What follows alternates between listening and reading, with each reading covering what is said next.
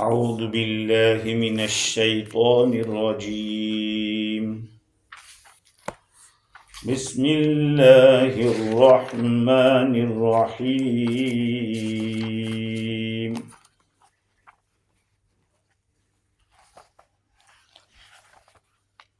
هو الذی انزل من السماء ماء لکم منه شراب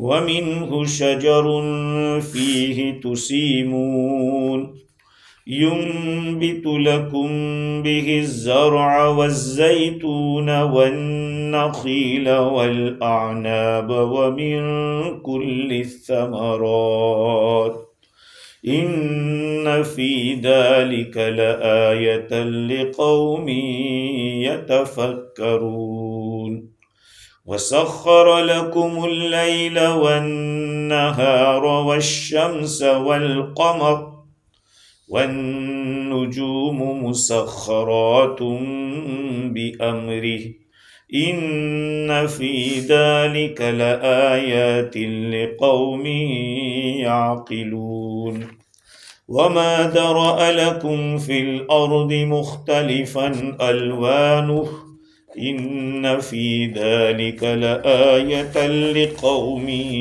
يذكرون صدق اللہ العظیم۔ بزرگوں، پیارے بھائیوں، گفتگو ہماری یہ چل رہی تھی کہ اللہ تعالیٰ نے دلائل توحید اور دلائل قدرت کو بیان کرنے میں آسمان سے بارش برسانے کو بیان کیا، اور دوسرے نمبر پہ یہ فرمایا کہ اسی سے تمہارا پینا بھی ہے، یہی تم پیتے بھی ہو۔ اور ظاہری بات ہے، کوئی بھی پینے کی چیز ہوگی، اس کے لیے اس کا لذیذ ہونا، میٹھا ہونا، خوشگوار ہونا بہت ضروری ہے۔ اگر یہ پانی آسمان سے برسنے والا میٹھا نہ ہوتا اور نمکین ہوتا، کھارا ہوتا،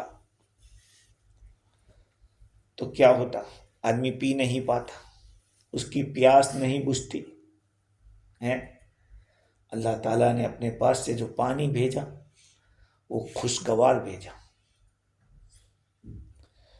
دوسرا کہ عجیب بات یہ ہے کہ بارش کے پانی سے ڈائجسٹ پرابلم بھی آدمی کا ختم ہوتا ہے، وہ بہت مفید ہے ہضم کے لیے بھی۔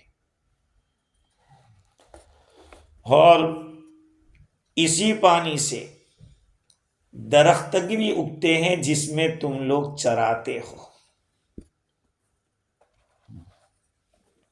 سوال یہ ہے کہ درخت کو تو کوئی نہیں چرانے جاتا، گھاس پھوس کو چراتے ہیں، لیکن درخت کو کوئی نہیں چراتا۔ اب درخت کو لیے لفظ شجر آیا ہے، جبکہ سورہ رحمان میں شروع کے اندر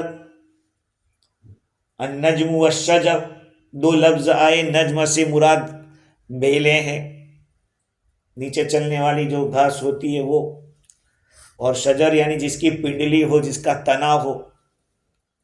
یہ تو قرآن میں آیا ہے، دو لفظ الگ الگ دو معنوں کے لیے۔ تو اگر شجر کا معنی ہم درخت کا لیتے ہیں تو پھر چرانے کا مطلب کیا ہوگا؟ اس کا ایک جواب تو یہ ہے کہ سب جانور نہیں چڑھتے درخت پر، اونٹ چڑھتا ہے۔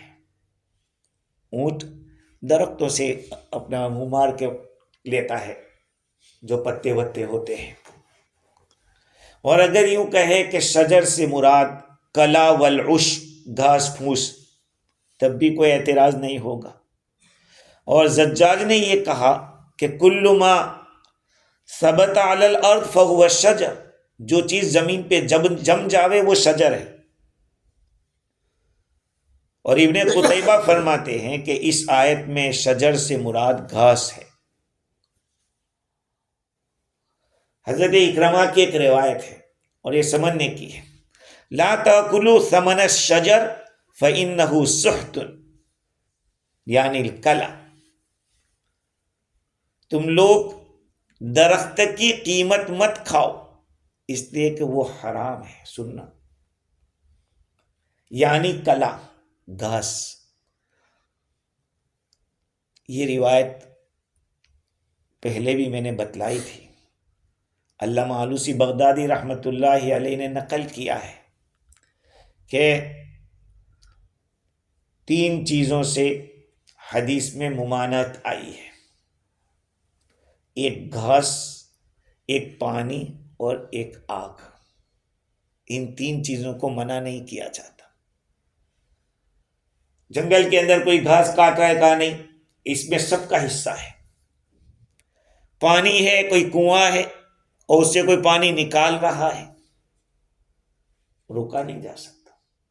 ہاں، آپ نے اگر اپنے ڈول کے اندر یا اپنے برتن میں پانی لے لیا ہے تو آپ روک سکتے ہیں۔ کوئی آگ لینے کے لیے آیا، آپ منع نہیں کر سکتے۔ یہ برتنے کی چیزیں ہیں، یہ ایسی چیزیں ہیں کہ اس کو ہر چھوٹا بڑا آدمی دے دیتا ہے، اس میں کوئی رکاوٹ نہیں ہوتی۔ تو ابن قتیبہ کی جو یہ روایت ہے کہ مت کھاؤ درخت کی قیمت کو اس لیے کہ وہ حرام ہے، تو اس سے مراد گھاس ہے، وہ درخت نہیں جس کی لکڑیوں کو جلایا جاتا ہے اور اس طرح کے کام کے لیے، اور پھر جس کے کھیت کے اندر جس کو اگایا ہوا آدمی نے، ورنہ تو پھر بہت سے درخت پھلدار ہوتے ہیں، ان پھلوں سے بھی روکا جا سکتا ہے۔ خیر، تو بعضوں نے یہ جواب دیا کہ یہ اونٹ چڑھتا ہے درختوں سے اس لیے شجر کہا۔ اصل میں لفظ شجر جو ہے آپس میں ایک دوسرے کے ساتھ گد مد ملنے کے معنی میں آتا ہے۔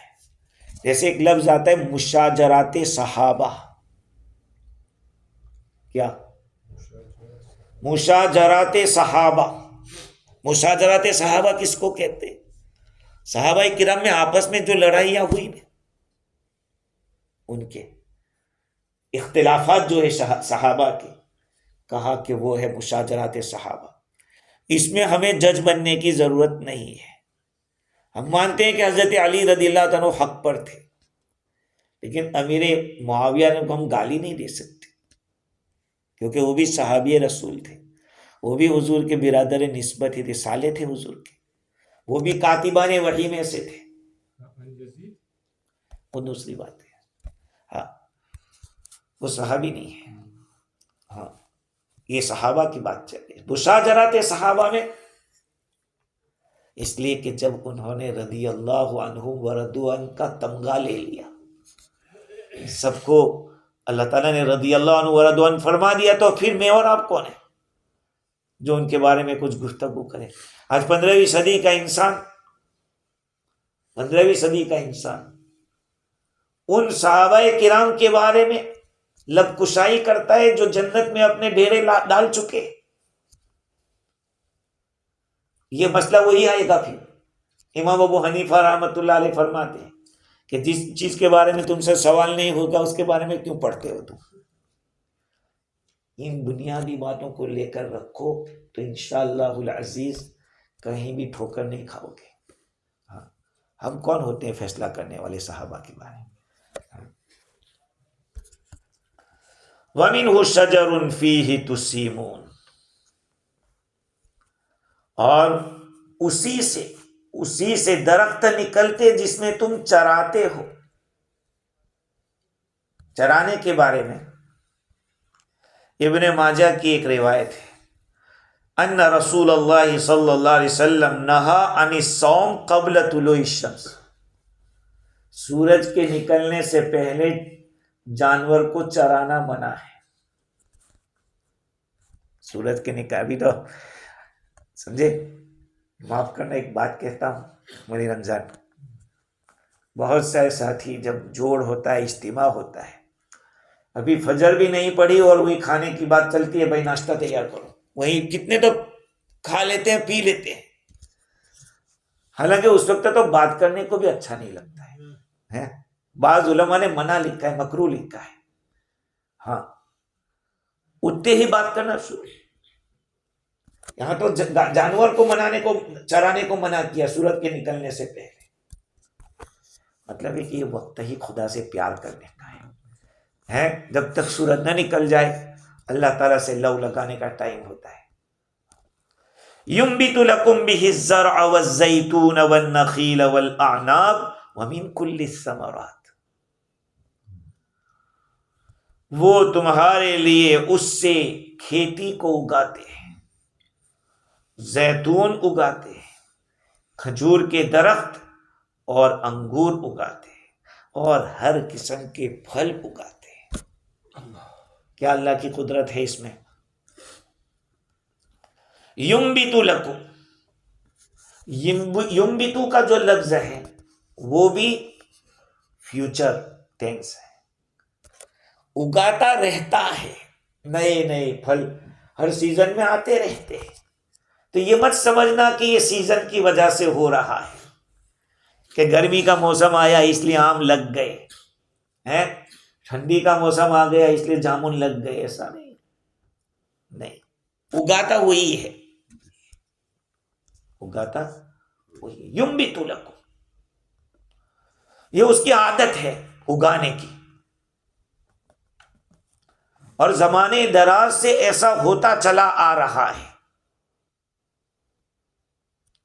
ہاں تو اللہ تعالیٰ ینبتو کا لفظ ایک فیوچر اور پریزنٹ ٹینس لا کر بتانا چاہتے کہ ایک شخص تمہاری نظروں میں یہ ہونا چاہیے کہ کیسے اللہ تعالیٰ ان چیزوں کو اگاتا ہے، اور دو قسم کی چیزوں کو بتلایا، پہلے تو کھیتی کو بتلایا، اور دوسرے نمبر پہ پھلوں کو بتلایا، زیتون، کھجور اور انگور، مین چیزیں جس کو کہا جاتا ہے۔ اللہ تعالیٰ آسمان کے پانی کے ذریعے جو چیزیں اگاتے ہیں وہ دو قسم کی ہیں، ایک تو جانوروں کے کھانے کی اور دوسرے انسانوں کے کھانے کی۔ تو تسیمون کا جو لفظ تھا اس میں تو بتلا دیا جانوروں کا، تسیمون میں، اور انسان کے لیے جو چیزیں ہیں اس کے لیے ینبت لکم بہ الزرع والزیتون والنخیل، اس کے ذریعے انسان کا بتلایا۔ اب سوچئے انسان کا مزاج بھی الگ الگ تو ویرائٹی بھی الگ الگ، اور جانور تو کہ 10 بس ہیں، ایک ہی چیز، نہ کوئی مرچ ڈالنے کی ضرورت، نہ کوئی مسالہ ڈالنے کی ضرورت، اور عجیب و غریب پھل اللہ تعالیٰ نے ہم ذائقے کے دیکھو، انسان کا رواں رواں کھڑا ہو جاتا ہے جب لیچی کھاتا ہے آدمی، ننداوا، فجی کا ننداوا کہتے ہیں اس کو، اس کا رواں رواں کھڑا ہو جاتا ہے۔ آپ کے یہاں لیچی ہوتی ہے پاکستان؟ اچھا، اس کو بھی جب کھاتا ہے آدمی تو پورا بدن یہ ہو جاتا ہے، سبحان اللہ کہنے پہ مجبور ہو جاتا ہے۔ تو اللہ تعالیٰ نے حضرت انسان کے کھانے کے لیے انواع و اقسام کے پھل، ایک پھل کے بھی کئی قسمیں، یار ایک آم کو لے لیجیے، ایک آم کو لیجیے، ہمارے حضرت فرماتے تھے استاد کہ ہے لنگڑا لیکن پوری دنیا میں چلتا ہے۔ ہمارے یہاں گجرات میں ایک آم ملتا ہے اس کا نام لنگڑا آم، ہاں تو فرماتے تھے کہ ہے لنگڑا لیکن پوری دنیا میں چلتا ہے۔ کئی قسم کے آم ہیں، فیجی میں ایک آم ہوتا ہے بوٹل کی طرح ہوتا ہے، ایسے پوری بوٹل دکھے گی آپ کو، نمک آم جس کو کہتے ہیں۔ خیر، تو ایک حضرت انسان کے لیے الگ الگ قسم کی سبزیاں، الگ الگ قسم کے پھل، اللہ تعالیٰ نے سب کو نہیں بیان کیا، اسپیشل 3 کا تذکرہ کیا، اور پھر کہا وَمِن كُلِّ الثَّمَرَاتِ، تم گنتے رہو جاؤ، وَمِن كُلِّ الثَّمَرَاتِ۔ تو يُنبِتُ لَكُم بِهِ الزَّرْعَ وَالزَّيْتُونَ وَالنَّخِيلَ وَالْأَعْنَابَ وَمِن كُلِّ الثَّمَرَاتِ۔ اللہ تعالیٰ نے اس صورت میں پہلے جانوروں کی غذا کو بیان کیا، پہلے جانوروں کی غذا بتلائی، وہی فیما تسیمون میں، اور بعد میں حضرت انسان کی غذا کو بتلایا، جبکہ سورہ طٰہٰ کے اندر پہلے ہماری غذا بتلائی، کلو ورعوا انعامکم، کلو ورعوا انعامکم ان فی ذلک لآیات لأولی النہی، تم کھاؤ، یہ پہلے، ورعوا اور اپنے جانوروں کو کھلاؤ، اس کے اندر عقل مندوں کے لیے نشانی ہے۔ تو سوال یہ ہے، یہاں پہلے جانوروں کی غذا بعد میں انسانوں کی، وہاں پہلے انسانوں کی غذا بعد میں جانوروں کی۔ اس کا جواب یہ ہے کہ اس صورت میں مکارم اخلاق سکھائے۔ کیا سکھائے؟ مکارم اخلاق سکھائے۔ وہ یہ ہے کہ انسان کو اپنی فکر کرنے سے پہلے اپنے ماتحتوں کی فکر کرنی چاہیے۔ گاڑی کا سوال ہے، گاڑی کا تو پیٹرول کہیں نہ کہیں مل جاتا ہے، پیٹرول اسٹیشن ہوتے ہیں، لیکن جہاں پہ گھوڑا گاڑی چلتی ہو، بیل گاڑی چلتی ہو، ان کو یہ بھی کر کے چلنا چاہیے، اپنے ساتھ ایسا کچھ خوراک لے کر چلے کہ جو جانور جس کو لے کر ہم جا رہے ہیں اس کا کھانے کا انتظام ہو۔ یہ مکارم اخلاق ہے۔ یہ انسان پہچانا جاتا ہے ایسے موقع کے اوپر کہ اس کو اپنی پڑی ہے کہ اپنے ماتحتوں کی پڑی ہے۔ کل میری بات ہو رہی تھی، آج صبح میں بات ہو رہی تھی گودرا کے ایک آدمی مولانا کے ساتھ، وہ بتا رہے تھے ایک آدمی کا نام فردوس حاجی کوٹھی والا، اس کا یہ لوہے کی فیکٹری ہے، تو کہا کہ وہ رمضان میں بہت پیسے والا آدمی ہے، خود گاڑی لے کر نکلتا ہے، گھر گھر اناج اور کچھ رقم، کوئی کہ ہم زکوٰۃ کے حق کا نہیں آپ کو لے لیا ہے، ایسے کہا کہ لاکھوں روپے اس طرح سے خرچ کرتا ہے۔ تو جو آدمی جتنا بڑا ہوتا ہے نا، اس کو لوور لیول کے لوگوں کی فکر ہوتی ہے کہ وہ بیچارے کیسے جیتے ہوں گے، جو کمینے ہوتے ہیں ان کو اپنی فکر ہوتی ہے، اور عامتاً جو منسٹری لیول کے اوپر ہوتے ہیں اکثر و بیشتر کو اپنی فکر ہوتی ہے، اپنے پیٹوں کی فکر ہوتی ہے، ان کو نیچے والے مریں یا کچھ بھی کریں۔ تو اس آیت کریمہ میں پہلے جانوروں کا تذکرہ کیا تاکہ ان کو انسانوں کو مکارم اخلاق سکھائے، اور دوسری آیت میں حضور اکرم صلی اللہ علیہ وسلم کا یہ ارشاد ہے، ابدأ بنفسک ثم بمن تعول، اول خیش پھر درویش، اول خیش پھر درویش، پہلے اپنوں کی فکر کرو پھر فقیروں کی۔ ہمارے گجراتی میں کہاوت ہے کہ گھرنا چھوکرا گھنٹی چاہتے ہیں اور پڑوسی کو آٹا ادھار دینے جاوے، خود کے گھر میں تو پھاپے ہو اور دوسروں کا یہ کرنے جائے۔ حضور نے فرمایا ابدأ بنفسک، پہلے اپنے آپ سے شروع کرو، ثم بمن تعول، پھر آپ جس کی ذمہ داری آپ کے ماتحت ہے اس کی۔ دوسری بات یہ ہے کہ انسان محتاج ہے غذا کا، انسان کو ضرورت ہے کھانے پینے کی، اور کھانا پینا یا تو جانور سے ملتا ہے انسان کو یا گھاس پھوس سے ملتا ہے۔ انسان کی خوراک یہی دو چیزیں ہیں، یا تو اناج نکلا ہوا جو کچھ نکلا ہوگا، اناج روٹی چاول جو کچھ ہے وہ، یا یہ کہ گوشت ہوگا، مرغی ہو یا اور جانور ہو، یہی انسان کی غذا ہے۔ اور جانور کو جو غذا بناتا ہے انسان جانور کو، وہ گھاس پھوس کے مقابلے میں اشرف ہے، بڑھیا ہے۔ ہمارے فجی والوں کو ایک ٹائم گوشت نہ ہو تو وہ نہیں چلے گا، کیونکہ ان کو یہ حدیث معلوم ہو گئی ہے کہ سید الطعام اللحام، کھانے کا سردار تو گوشت ہوتا ہے، کھانے کا سردار گوشت ہوتا ہے، یہ ہے حدیث۔ وہ بنی اسرائیل کا تھا، یہ بنی حضور صلی اللہ علیہ وسلم کی امت ہے۔ تو گوشت جو ہے، گوشت اس میں کوئی شک نہیں ہے انسان کے طاقت کے لیے کہ اللہ تعالیٰ نے جانور بنائے اور اس کے جس جگہ کا آپ عضو کھاتے ہیں اس طرح کی انسان میں قوت آتی ہے. ہاں تو دیکھیے انسان کی غذا میں جو جانوروں سے حاصل ہونے والا ہے وہ ایسا ہے کہ مثال کے طور پر کسی کی ہڈی ٹوٹ گئی ہے تو کہا کہ اس کو جانور کی ہڈی کا شوربا پلاؤ،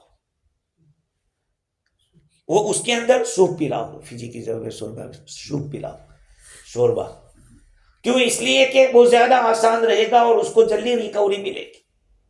یہ مناسبت ہے. بیجا ہمارے بمبئی میں جاؤ تو اس کے فجی میں لوگ کھاتے نہیں، بیجا نہیں کھاتے، ایسے بھی بیجا نہیں کھاتے، وہ بیجا بھی نہیں کھاتے.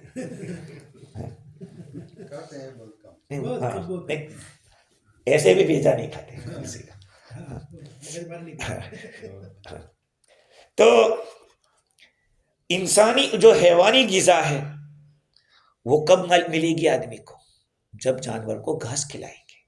جانور کو گھاس کھلائیں گے ہی نہیں تو پھر اس میں کہاں سے گوشت آئے گا؟ لالو یادو کو پوچھا کہ گھاس کا کیا ہوا؟ کہا مجھے کیا پوچھتے ہو، بھینس کو پوچھو، جو وہ کھاتی ہے اس کو پوچھو، مجھے کیا پوچھتے.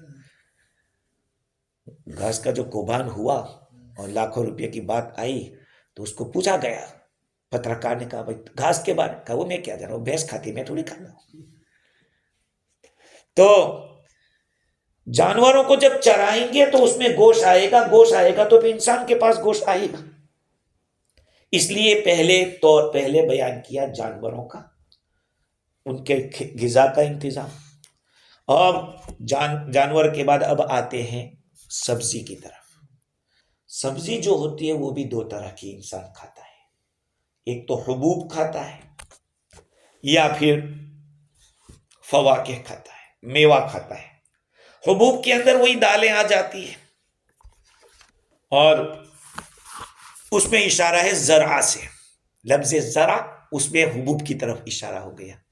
یا اسی طرح سے جو ہری سبزی ہوتی ہے وہ آ گئی زرع کے اندر، ویجی سبزی، وہ سب چیزیں آ گئی. اس میں کٹھور بھی آ جاتا ہے، وہ بھی ویجیٹل میں ہوتا ہے، مونگ ہے، دال ہے، چنے کی، یہ سب چیزیں. تو اللہ تعالیٰ نے زرع کے اندر اس کو بیان کیا. والزیتون والنخیل والاعناب، اس کو بعد میں لائے. ان کو بعد میں اس لیے لائے کہ یہ چیزیں ون سائڈ دیکھو تو فروٹ ہے، ون سائڈ دیکھو تو وہ غذا بھی ہے، سالن بھی ہے. یہ تو ہم لوگ روٹی کے ساتھ کھجور کو نہیں کھاتے، باقی عرب لوگ تو کھاتے. عرب لوگ روٹی میں ایسے کھجور کو لے کر، ہاں ہاں بالکل. اور ابھی تو آگے چل پڑے، یہاں بھی ملنے لگا ہماری مسجد میں. اچھا اس کی چٹنی بنتی ہے، اس کھجور کی چٹنی ہوتی ہے، الگ الگ قسم کے اس کے مربے ملتے ہیں.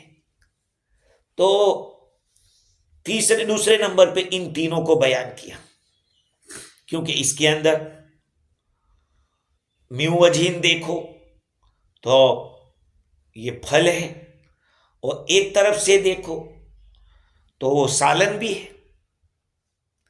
زیتون بھی، اس میں تیل کتنا ہے؟ زیتون میں تیل، آدمی روٹی کو جو کھاتا ہے کتابوں میں لکھا ہے کہ اگر آپ نے اپنے فدیہ دینے کے لیے غریب کو کھانا کھلانے کے لیے بلایا، قسم کا کفارہ ہے تو جیسے بلایا، اگر آپ نے تلی ہوئی روٹی دے دی ہے تو سالن کی ضرورت نہیں ہے. فرائی کی ہوئی روٹی دے دی ہے تو سالن کی ضرورت نہیں ہے. اس لیے کہ روٹی کو بغیر سالن کے جب تلی ہوئی ہو، فرائی کی ہوئی ہو تو آدمی کھا سکتا ہے. تو ایسے ہی زیتون جو ہوتا ہے اس کو بھی روٹی میں لگا کے آدمی کھا سکتا ہے. اور جو روغن ہوتا ہے یعنی جو آئل ہوتا ہے ان چیزوں میں، زیتون کا تیل جو ہوتا ہے کھانے کے، مالش کرنے کے، اسی طرح سے اگر بگڑا ہوا تیل ہے تو چراغ جلانے کے بھی کام آتا ہے. کئی استعمال ہے اس کے. اب تین چیزوں میں، ایک تو کھجور اور انگور کا مسئلہ، پہلے بھی اس کے بارے میں بہت سی دفعہ بات ہو چکی ہے. یہ تفسیر روح البیان نے تو کہا کہ میں نے پہلے بھی کہا تھا آپ کو کہ کھجور ہماری کیا لگتی ہے؟ پھوپھی لگتی ہے. عبدالستار کو یاد ہے کھجور ہماری پھوپھی لگتی ہے. جانتے ہو؟ نہیں، آپ جان لو گے. اصل میں حضرت آدم علیہ السلام کا جو پتلا تیار ہوا تھا، مٹی کا گاڑا تیار ہوا، آدم علیہ السلام کی شکل بنائی گئی، اور شکل بنانے کے بعد جو مٹی بچی تھی اس مٹی سے کھجور کو تیار کیا گیا. اور اسی لیے کھجور کے اندر بہت ساری صفات ہے. چنانچہ حدیث میں ہے اکرموا عمتکم النخلہ، تمہاری پھوپھی کھجور کے درخت کا اکرام کرو. فإنها خلقت من فضل طینۃ آدم، اس لیے کہ وہ آدم علیہ السلام کی مٹی کے گارے سے بچے ہوئے سے اس کو پیدا کیا گیا. ولیس من الشجر شجرۃ اکرم علی اللہ من شجرۃ ولدت تحتها مریم ابنۃ عمران،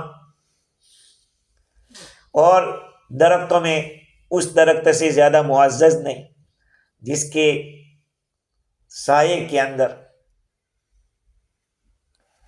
مریم بنت عمران نے بچہ جنا تھا عیسیٰ علیہ السلام کو. وہ تو سورہ مریم میں ہم پہلے یہاں تفسیر کر چکے ہیں کہ اللہ تعالیٰ نے حکم دیا وَهُزِّي إِلَيْكِ بِجِذْعِ النَّخْلَةِ تُسَاقِطْ عَلَيْكِ رُطَبًا جَنِيًّا فَكُلِي وَاشْرَبِي وَقَرِّي عَيْنًا. کھجور کا درخت تو پرانا ہے کہ اس کو ہلا کھجور گرے گی، تو کھا اور پی اور آنکھوں کو ٹھنڈی کر. یہیں پہ لکھا ہے کہ فَأَطْعِمُوا نِسَاءَكُمُ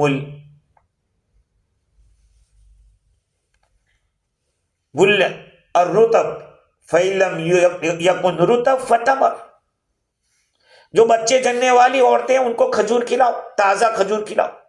اگر وہ نہیں ملتا تو پھر خشک کھجور کھلاؤ.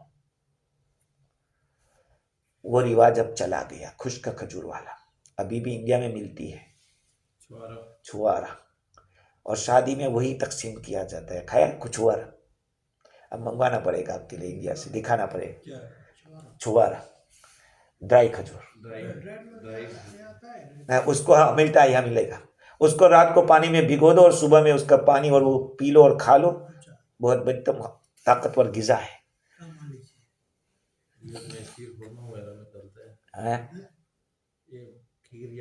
ہاں ہاں.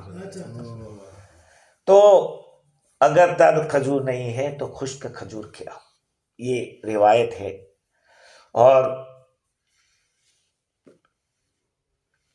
انسان العیون کے اندر لکھا ہے کہ زیتون کا درخت 3000 سال تک چل سکتا ہے. اور روایت میں اس کو بھی قرآن میں تو اس کو شجرۃ مبارکۃ کہا ہے، زیتون کے درخت کو بابرکت درخت کہا ہے، اس لیے کہ وہ نہیں اگتا ہے مگر شریف جگہ اور پاکیزہ جگہ کے اندر. لِأَنَّهَا لَا تَكَادُ تَنبُتُ إِلَّا فِي شَرِيفِ الْبِقَاعِ الَّتِي بُورِكَ فِيهَا كَأَرْضِ بَيْتِ الْمَقْدِسِ. وہاں اگتا ہے. اب رہا مسئلہ انگور کا، چونکہ اس کے اندر دیکھو انگور ہے نا، اس کو عربی میں عنب کہتے ہیں، لیکن پہلے اس کو کرم کہتے تھے عربی میں. کیا؟ کرم. کرم کے معنی سخاوت، عزت اکرام وہ ہے، لیکن کرم کے معنی سخاوت. آدمی سخاوت بہت کرتا ہے. عبدالستار بھائی جانتے ہو، دو آدمی جو ہوتے ہیں، دو قسم کے آدمی وہ زیادہ سخاوت کرتے ہیں. ایک تو جوا کھیلنے والا، جوا کھیلتا ہے نا، وہ بہت سخاوت کرتا ہے، اور کیونکہ وہ محنت کا کہاں آیا ہوا ہوتا ہے. اور دوسرا شرابی، نشے میں جو ہوتا ہے وہ بہت کچھ دے دیتا ہے، سخاوت میں وہ بادشاہ بن جاتا ہے. تو چونکہ انگور کی بنتی ہے شراب، دخترے رس کو نہ منہ لگا یہ چھٹی نہیں کافر لگی ہوئی، دختر رز کو منہ نہ لگا۔ دختر کے معنی بیٹی اور رز کے معنی انگور، انگور کی بیٹی کو منہ مت لگا۔ اور انگور کی بیٹی کیا ہوتی ہے؟ شراب ہوتی ہے۔ چھٹی نہیں ہے یہ کافر لگی ہوئی، یہ عادت جو لگ جاتی ہے وہ بھی چھٹتی نہیں ہے۔ تو انگور سے بنتی ہے شراب، اور شرابی آدمی زیادہ سخاوت کرتا ہے، تو اس کا نام ہی کرم کہہ دیا تھا۔ نبی اکرم صلی اللہ علیہ وسلم نے فرمایا لا تقولوا الکرم ولکن قولوا العنب، اس کو عنب کہو، اس کو کرم مت کہو۔ زمانے جاہلیت میں اس کو کرم کہتے تھے۔ آپ صلی اللہ علیہ وسلم نے اس کو ناپسند فرمایا، اور آخر کیا فرمایا؟ انما الکرم قلب المومن، کرم تو مومن کا دل ہوتا ہے۔ جو سخاوت ہے، کرامت ہے، وہ مومن کے دل سے، کیونکہ شراب جو ہوتی ہے وہ سکران کے نشے والے آدمی کے تصرفات، اس کی عقل کے اوپر غلبہ آ جاتا ہے، اس وقت کے سخاوت کا بھی اعتبار نہیں ہے۔ لیکن ایک بات یاد رکھ لینا، نشے کی حالت میں دی ہوئی طلاق واقع ہو جاتی ہے۔ یہ الگ بات ہے کہ علماء کا اختلاف ہے، لیکن طلاق واقع ہو جائے گی۔ اور کہنے والوں نے یہ کہا ہے کہ شراب پینے کی وجہ سے آدمی کی عقل پوری نہیں چلی جاتی، کچھ پردہ لگ جاتا ہے، اس لیے کہ خمر کہتے ہیں ما یخامر العقل کو، خمر کہتے ہیں ما یخامر العقل، جو عقل پہ پردہ کرے اس کو خمر کہتے ہیں۔ اب وہ چاہے نگونے کی شکل میں ہو یا کوئی اور بھنگ کی شکل میں ہو، بھنگ یا کوئی اور چیز کی شکل میں ہو، عقل پہ پردہ ہو جائے۔ یاد رکھنا، پوری عقل چلی جاتی نشے والے کی تو وہ کبھی بھی دستاویز نہیں کرے گا، آپ کو سائن نہیں کر دے گا، ہے؟ ورنہ لوگ کتنے پلا کے کر دیتے کہ بھائی چلو سائن کر دو اس پہ، لیکن وہ اس وقت اس کو باندھ رہتا ہے، پورا نہیں رہتا لیکن رہتا ہے۔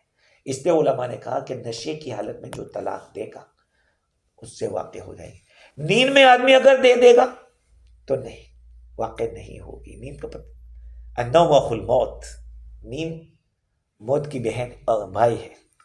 خیر، تو ينبت لكم به الزرع والزيتون والنخيل والأعناب ومن كل الثمرات، اور ہر قسم کے پھلوں کو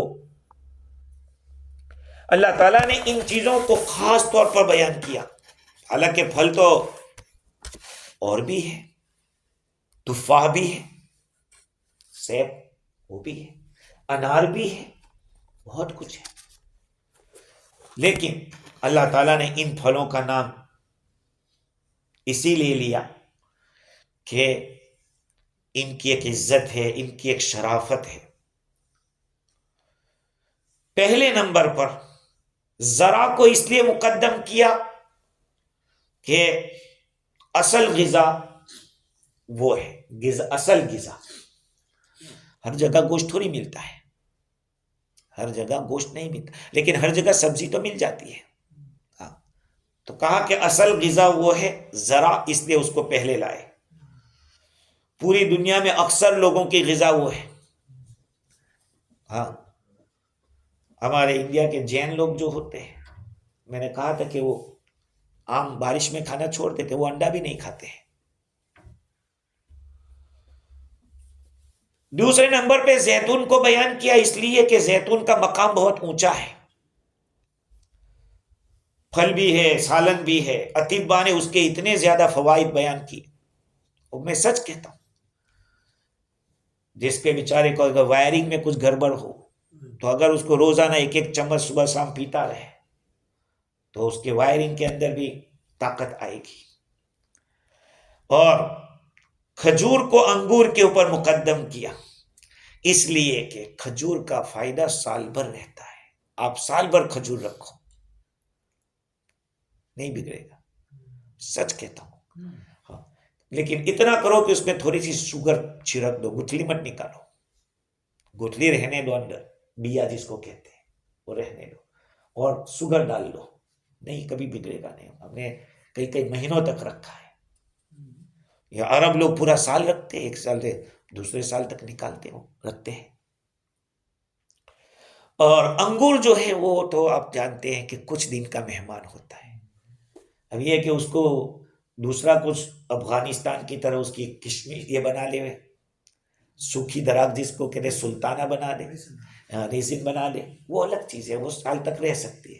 لیکن جو کھجور ہوتی ہے اس کو اس طرح سے سال بھر رکھ سکتے، اس کو نہیں. اور کھجور کا درخت کئی سالوں تک رہ سکتا ہے. حدیث میں آیا ما جاء بیت وفیہ تمر، وہ گھر بھوکا نہیں رہے گا جس گھر کے اندر کھجور رہتا ہے.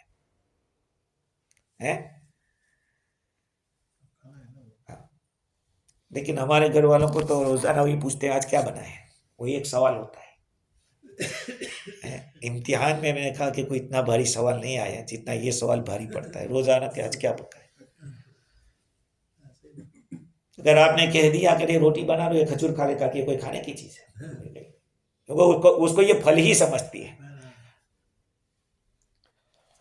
اور دوسری ایک بات یہ ہے کہ کھجور کا درخت اگتا ہے تو خشک علاقے کے اندر جہاں ریت ہو، جیسے کہ مدینہ مشرفہ ہے، عراق ہے، مصر کے کچھ علاقے ہیں. اور ابو حیان گرناطی نے تو یہ کہا کہ انگور کو مؤخر اس وجہ سے کیا کہ انگور کا جو پھل ہے وہ تو خالی میوہ ہے، جب تک وہ تر و تازہ رہتا ہے وہاں تک وہ میوہ بنتا ہے، میوے کے کام آتا ہے. جب سوکھ جاتا ہے تو پھر اس کو ڈرائی فروٹ کے اندر استعمال کرتے ہیں.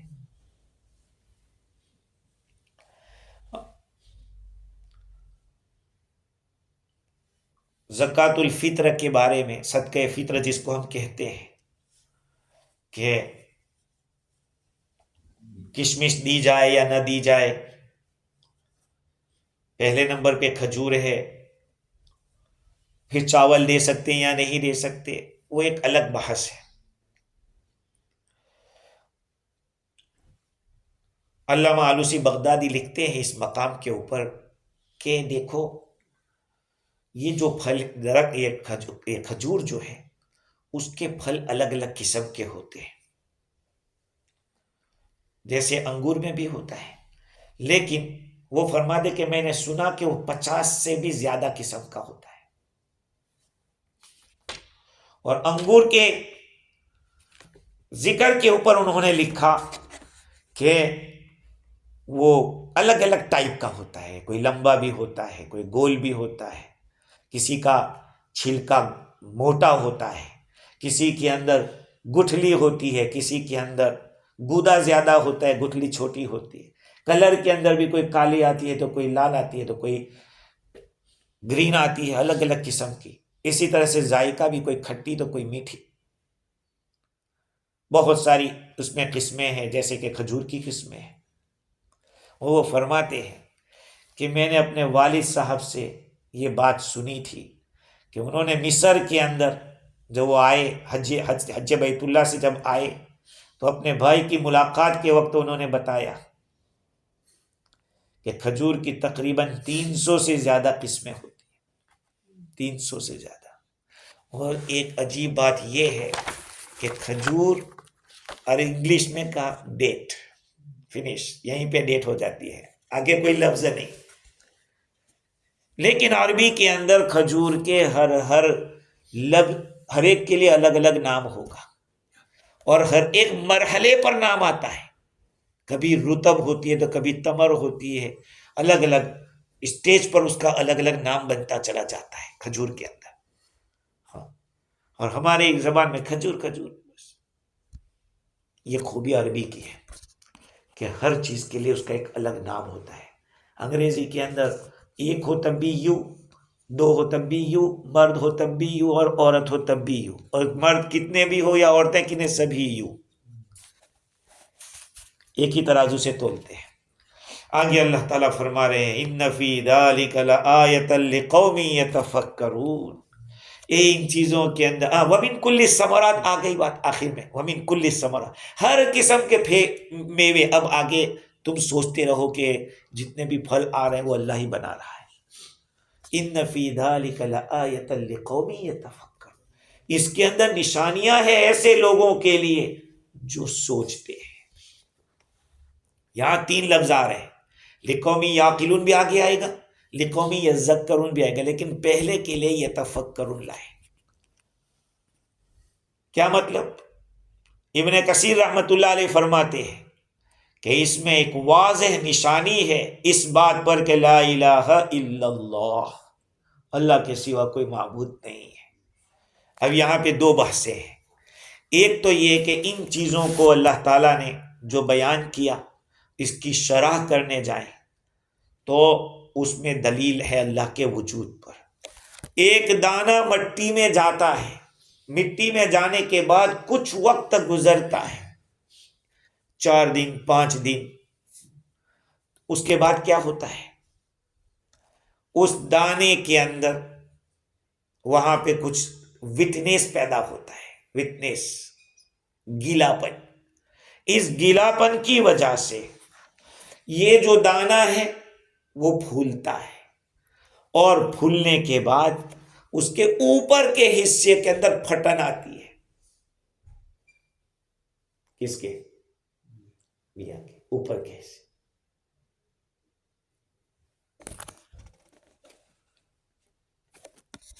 اس کے بعد ایک بات مجھے بعد میں سنانا ہے اس پہ۔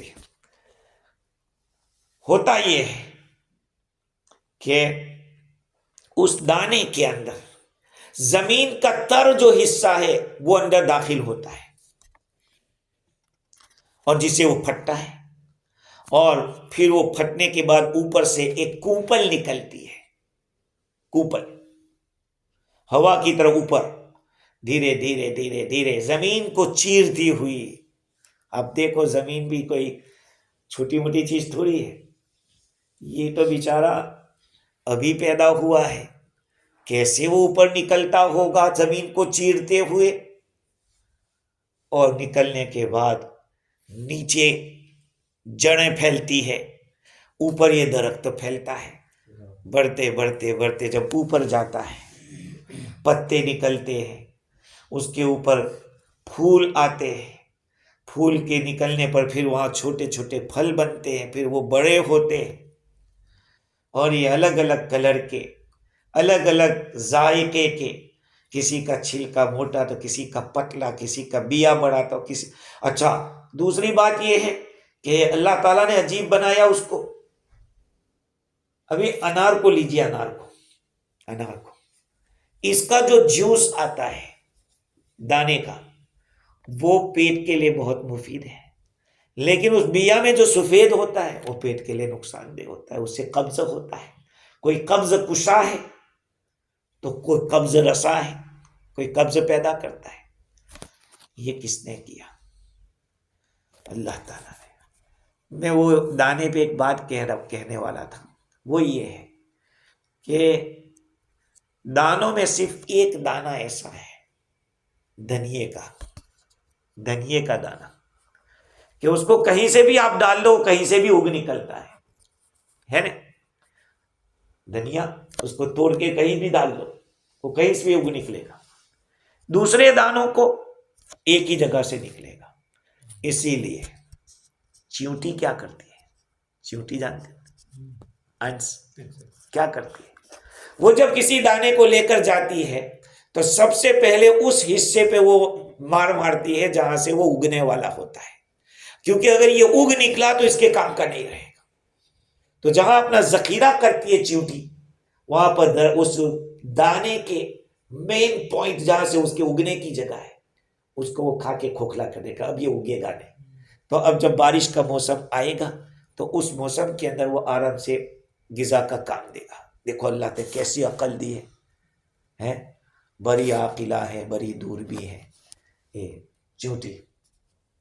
دوسری بات یہ ہے کہ اللہ تعالیٰ نے اس آیت کو ختم کیا لِقَوْمٍ يَتَفَكَّرُونَ۔ اچھا، ایک اور بات کہ آپ نے جب یہ سمجھ لیا پودے کے بارے میں تو کوئی یہ کہے کہ یہ تو نیچے کے نیچر ایسا ہے، یہاں آسمان سے ستاروں کی، سورج کی، چاند کی تپش اور اس کا اثر ہے، تو ہم آپ سے سوال کرتے ہیں کہ چلو ٹھیک ہے، اسی سے یہ ہو رہا ہے، تو پھر کوئی پھل گرم، کوئی پھل ٹھنڈا، کوئی پھل میٹھا، کوئی کھٹا، کوئی پیلا، کوئی کالا، کوئی سفید، کوئی خوشبودار، تو کوئی دوسرا، الگ الگ صفات میں کیوں؟ جبکہ ہر ایک کے اوپر تو وہ برابر اثر ڈالتا ہے، ہر ایک کا کلر، ساری چیزوں کا مختلف ہونا یہ دلالت کرے کہ اس پر کسی کی حکومت چل رہی ہے، اور وہ ہے رب العالمین، وہ ہے اللہ۔ دوسری بحث یہ ہے کہ اللہ تعالیٰ نے لقوم یتفکرون پہ ختم کیا، اس کا سبب کیا ہے؟ اس کے لیے انشاءاللہ کل بات کریں گے۔ اللہ تعالیٰ مجھے بھی اور آپ کو بھی قرآن کی صحیح سمجھ عطا فرمائے۔ وآخر دعوانا